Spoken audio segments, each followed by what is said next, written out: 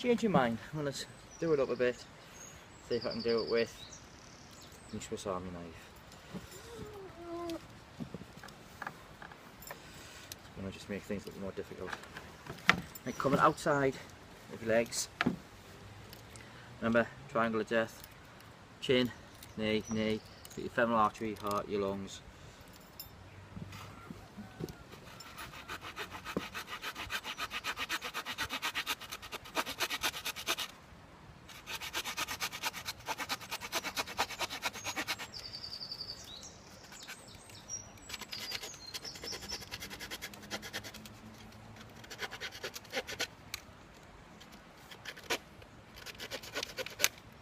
This stick isn't anything special, it's just something we picked up, dead standing wood, as you can tell, and the kids yesterday took the bark off it, just a bit of knife practice skills for them. So that's going to be the upright. I need to carve a square notch in it, so do stop cuts.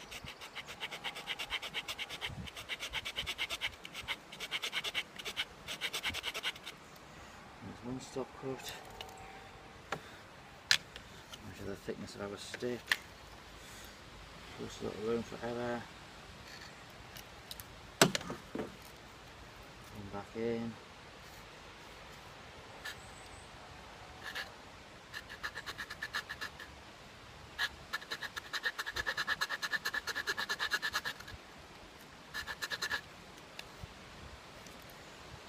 all I've done now is just make sure that we cut are even. So when I pop the wood out, it's going to give us a nice flat surface. Take my large blade, my Swiss Army knife, and I'm just going to try and pop out some of that wood. There we go.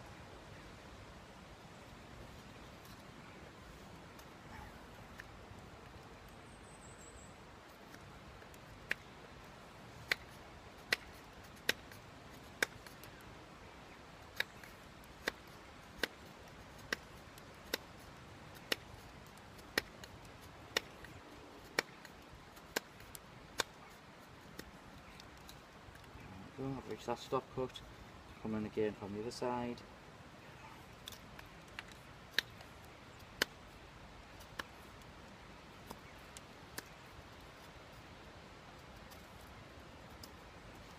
See, I'm just going to neaten it out a little bit, have a little bit of raised area just here.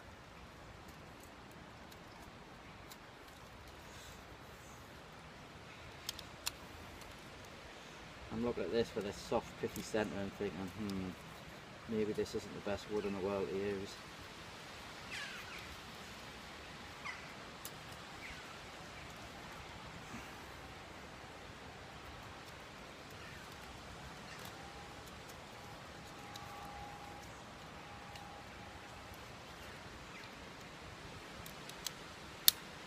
There we go.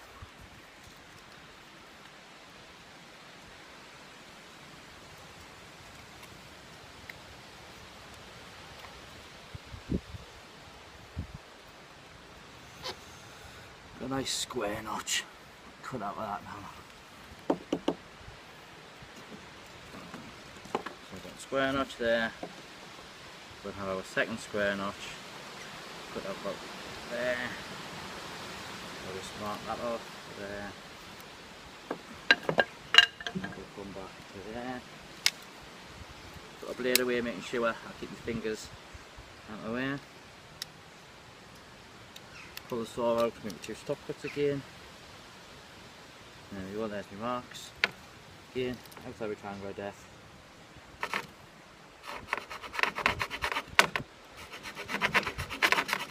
One cut.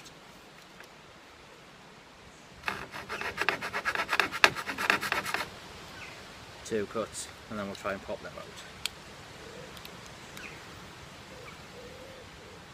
Yeah, I've deliberately left this a bit big. It would make it a bit easier if I cut it down, but it wants easiness.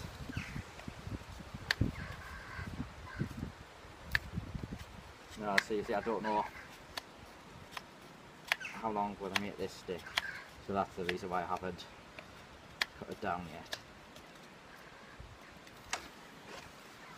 I'm not going to have this one very deep, even though my cuts are quite deep.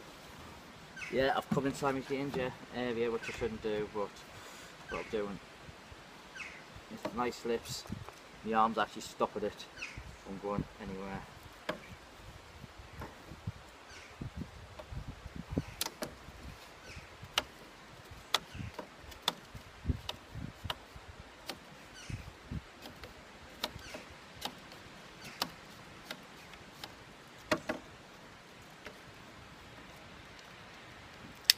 Right. Let me stick belt to it. Go on. So, two pieces, oh lovely.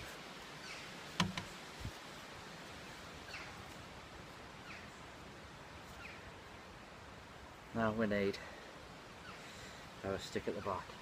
I'll take this off about here, which will give us enough room for the stick at the back. Another 45 sticks.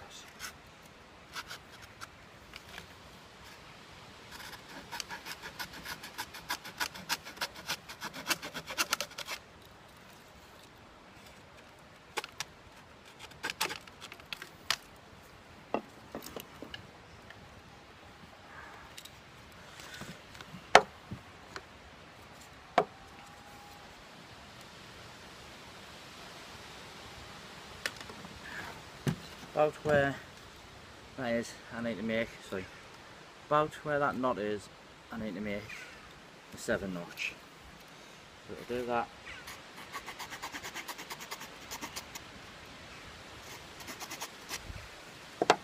Make another little stop cut, turn it on so I can't actually pick that up. See that just there, little stop cut, and come round. I have to say, if you got any tips on making my camera work better, please give them. I need all the help I can get, as you can see. I'm a bushcrafter, I like bushcraft, I like learning the bushcraft skills. Recording it is a completely different set of skills. There's very few people who can make great bushcraft videos, be good at bushcraft, and also teach bushcraft. Dave Cantry's one of the few that I know that can do that. Larry Roberts is another one who's quite good at doing all three.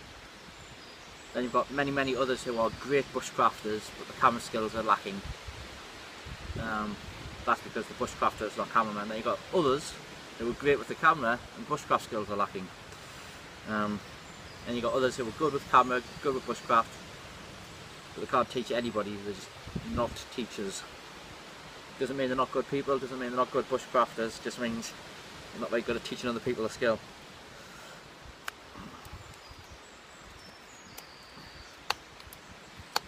I would normally say I'm not a great teacher. However, when I look back at everything I've taught my children to do and see how far they have come, I really do impress myself, and I feel a great sense of pride in watching what they have done and accomplished. Yeah, again, anyone spot the error I've just done there? Deliberate just for the camera, of course. Yeah, I have my knife inside, laid away, inside my danger area. Should always do it at the side. Right.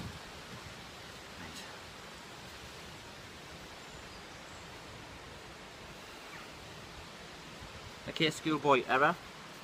I've set that up, but what I haven't done is made sure that that notch is straight. That notch is actually kind of off to one side at an angle. I suppose I could thin this side out a little bit more and that would counter it, rather than trying to redo the notch or get a new stick.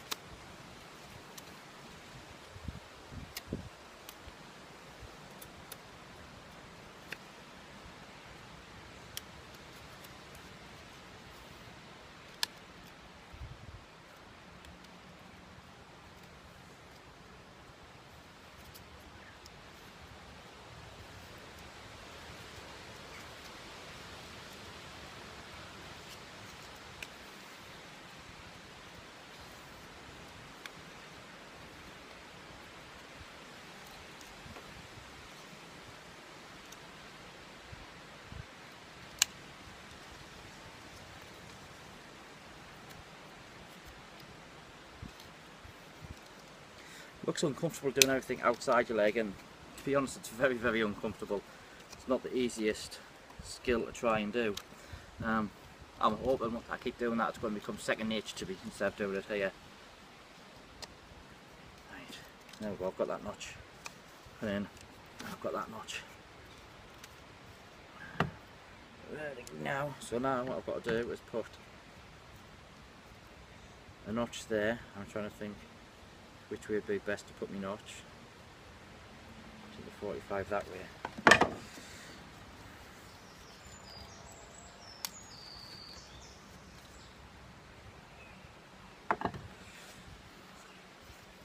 What I'm doing now is just looking at my stick to see what angle I want it. Yeah. So that's about there. That's the underside. That's the bit I want to try and get a 45 on. Could do a chest lever grip for this to remove big chunks of wood.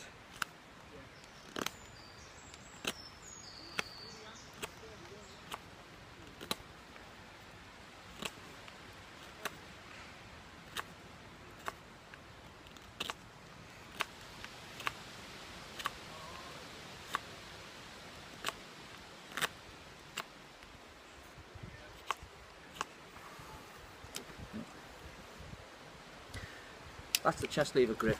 That's a very, very powerful grip. Doing that using actually your shoulder muscles and your back muscles. It takes off a huge amount of wood and it's very, very controlled. By doing that, it's as much as your knife will ever go.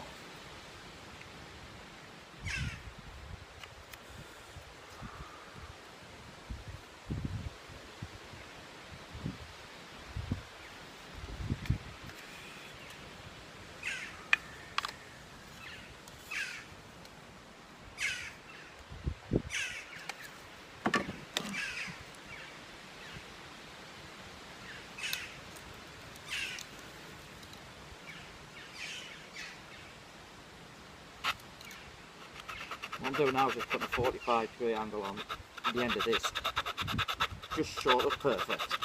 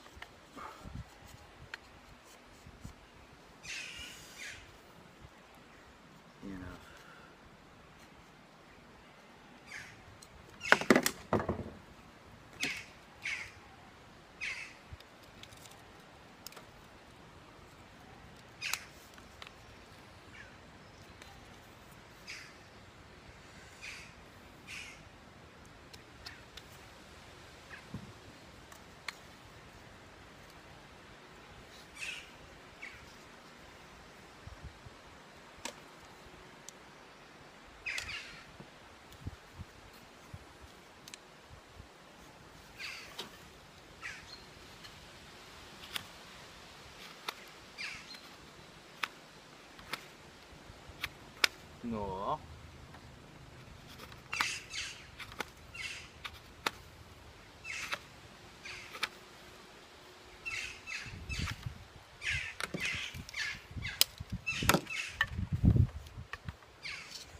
See if we've got that now. Yeah, better.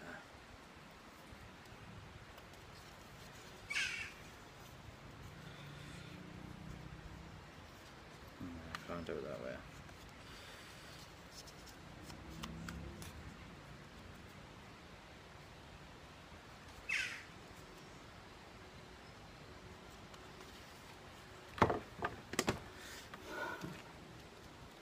I think I've done my 45 degree at the top wrong.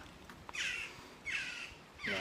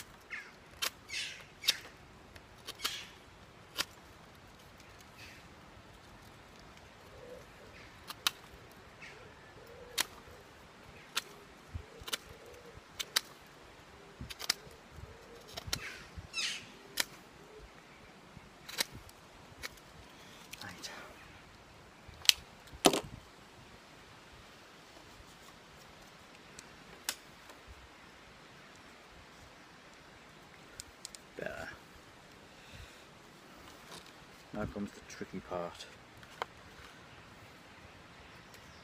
Well, tricky part for carving. I suppose the tricky part's going to be actually setting it up.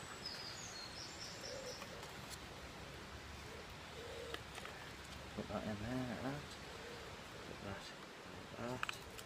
And I want a notch between there and there.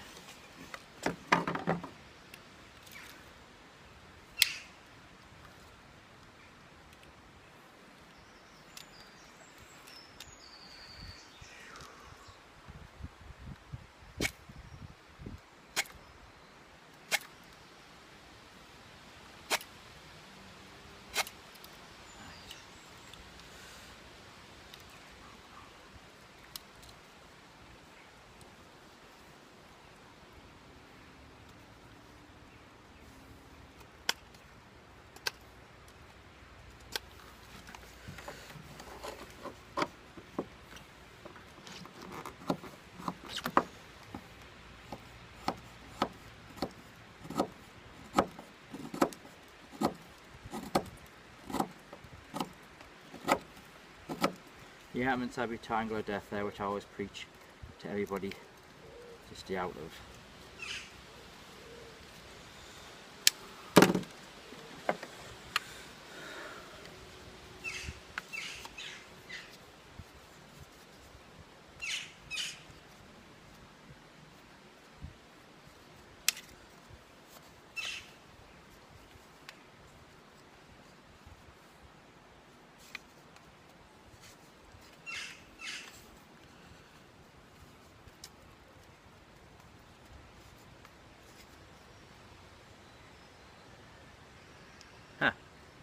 Okay.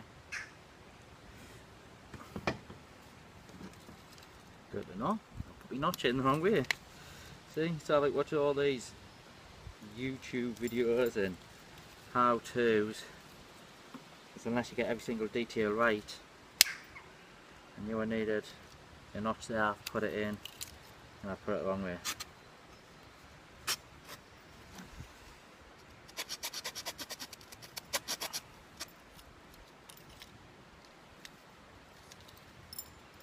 But rain coming up, sort of feel it on my skin now.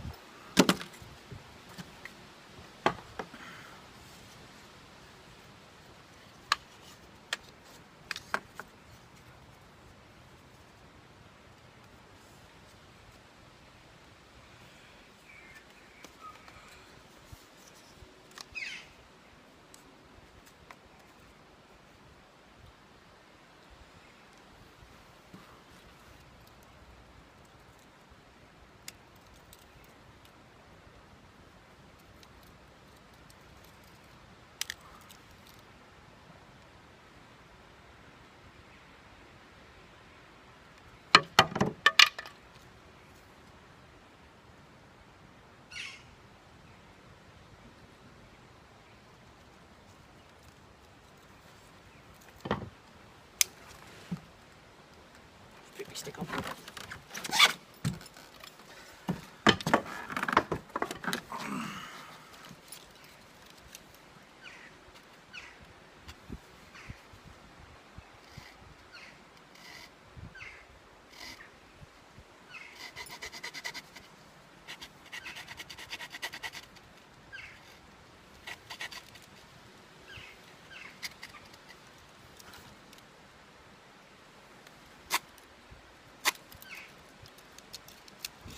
The only thing I don't like about this, I've got a ring on it so I can store it easier on my carabiner, but it's not get them in when I use the saw. Now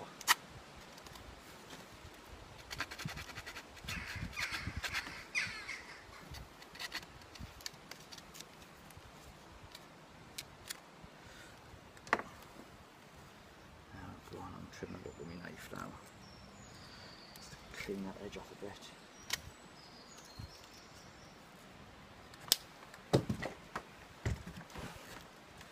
Right then, so we have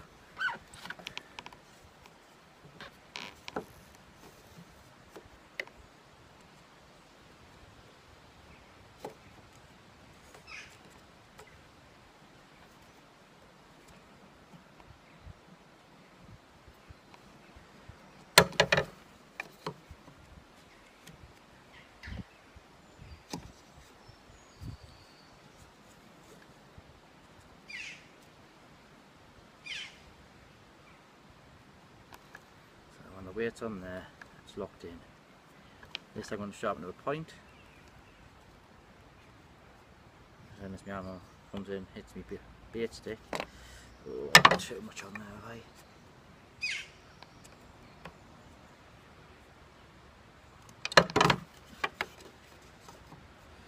There's also got to be a little nuance to setting this as well.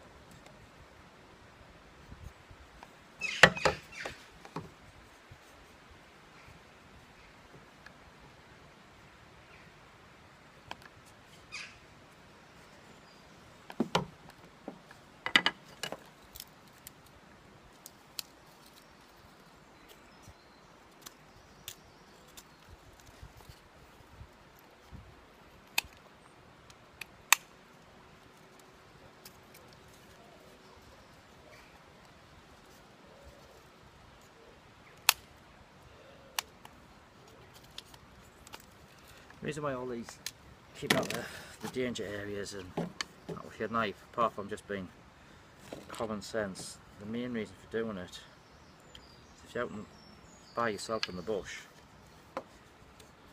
and you injure yourself, who's going to come help you?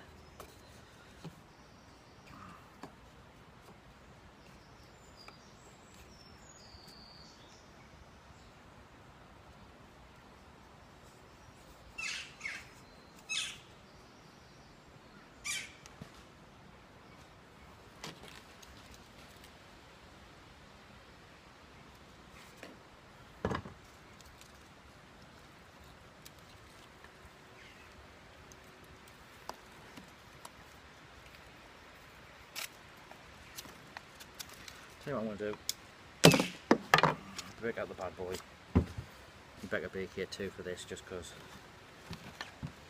it's a lot easier to move forward with it.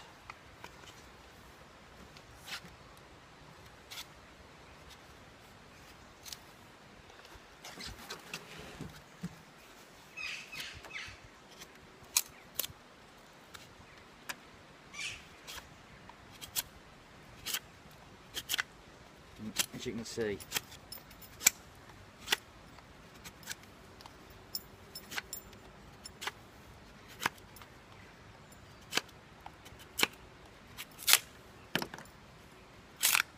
it's just shredding it.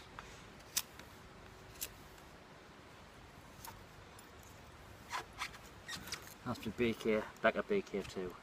The things I've done different is I've taken the black coating off it and I've partially polished the blade to a mirror finish. That's in the process, it's still being done. I've got the Lansky professional knife sharpening kit, got 1000 grit stone, and that's what I've been rubbered on it to try and get the mirror finish. Still nowhere near done yet. Also got a bicycle inner tube over the handle. I found the handle scales just weren't locking in. There was a ridge and it was digging in my hand. So that solved that problem. It's an added bonus. It also provides us a lot of grip when the knife's wet. And I've taken a piece of paracord, threaded through the handle, the lark's head on the end, and around my wrist. That way the knife drops. Yes, suppose there's a danger swinging it, but I don't lose my knife.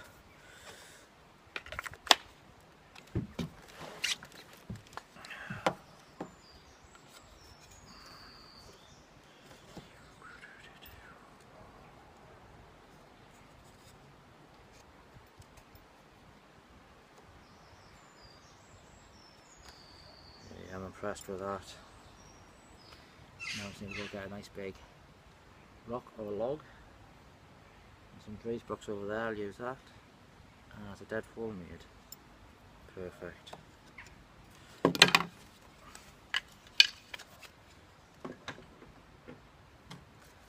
I'll set that up in the field, reposition the camera and get back here. Oh.